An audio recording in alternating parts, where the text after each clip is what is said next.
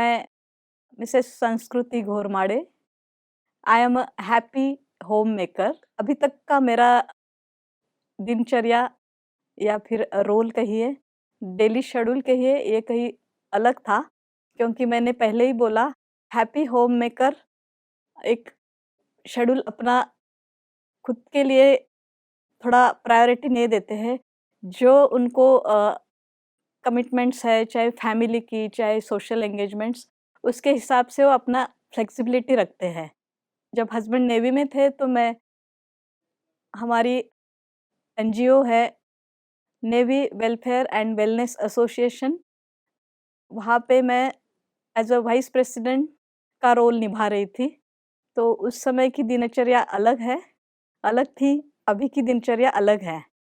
तो अभी मुझे थोड़ा फ्री टाइम मिल रहा है और उसके कनेक्टेड मैं एक आपको मेरा एक्सपीरियंस या कुछ अनुभव बताना चाहूँगी। तो अभी सुबह मैं 4 बजे उठती हूँ और सबसे पहले गुड मॉर्निंग बाबा, थैंक यू बाबा, आज का ये नया दिन बहुत ही शुभ हो और अच्छे कर्म करेंगे। समझ लीजिए शाम को, यानी मैं early early to bed early to rise, ये मेरा प्रिंसिपल है बचपन से। तो जब मैं रात की नींद बहुत साउंड स्लीप हो, ऐसे मुझसे कार्य हो। तो अभी सुबह उठने के बाद मैं एक नया गेम, नया स्पोर्ट समझ लीजिए, गोल्फ, GOLF, गोल्फ खेलना शुरू किया है। पिछले साल ही मैंने उसको सीखा है और अभी थोड़ा बीच में एक पॉज़ मिला, 2-3 महीना नहीं कर पाए। लेकिन अभी मैंने शुरू किया है फिर से उसको।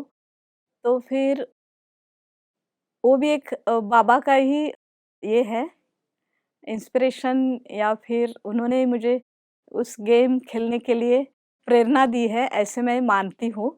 आज दिल की बात आपको बता रही हूँ।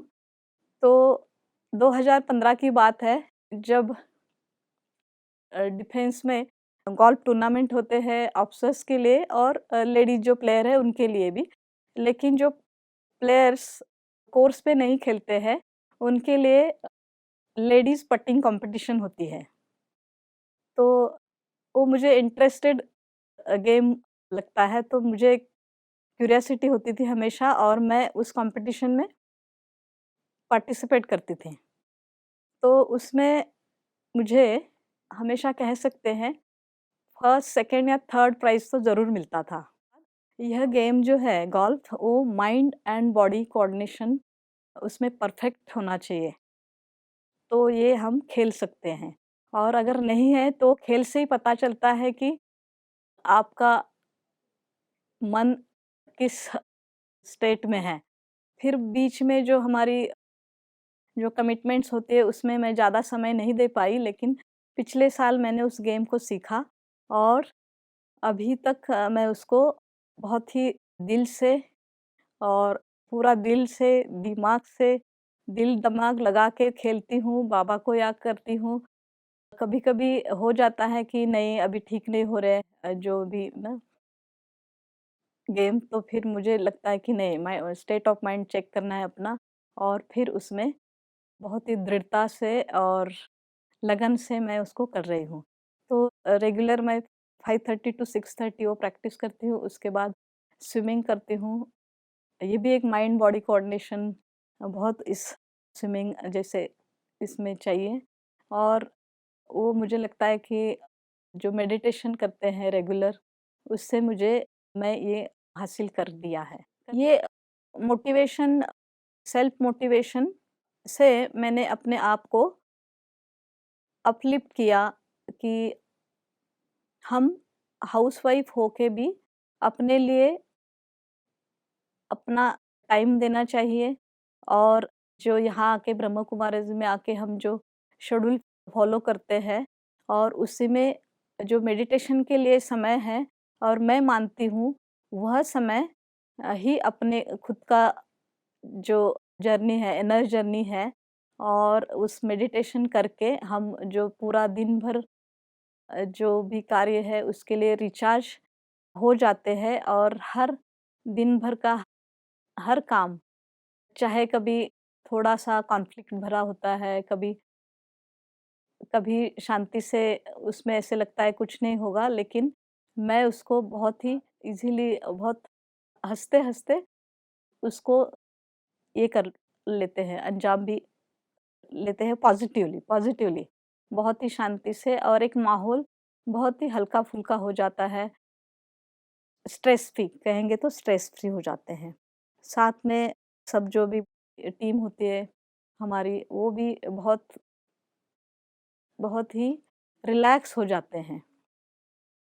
तो मैं समझती हूँ कि ज़िंदगी में अगर हम अपने अंदर खोज लें, अपने अंदर की स्थिति को हम जान लें और अपने अंदर कुछ अगर करेक्शन है चाहिए तो अपने अंदर की इंट्रोस्पेक्ट करके उसको हम करेक्ट कर सकते हैं और उसी से हमारे घर के सदस्यों को, फैमिली मेंबर्स और जो हमारे साथ में इंटरैक्शन होगा उन्हीं को भी उसका फ़ायदा होता है।